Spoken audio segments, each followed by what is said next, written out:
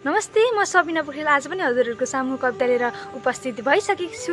मेरो आज कविताको शीर्षक रहेको छ गरिबको जिन्दगी। गरिब भनेर नहे पो साथी म पनि एउटा मान्छे हुँ। गरिब भनेर नहे पो साथी म पनि एउटा मान्छे हुँ। मेरो मनको भाव बुझ म पनि तिमी जस्तै हुँ। मेरो मनको भाव बुझ म पनि तिमी जस्तै छु। दुःख पर्छ गरिबलाई सहयोग कसले गर्छ? दुःख पर्छ गरिबलाई सहयोग कसले गर्छ? मनको व्यथा पोख्छु भन्दा साथ कसले दिन्छ? मनको व्यथा पोख्छु भन्दा साथ कसले दिन्छ?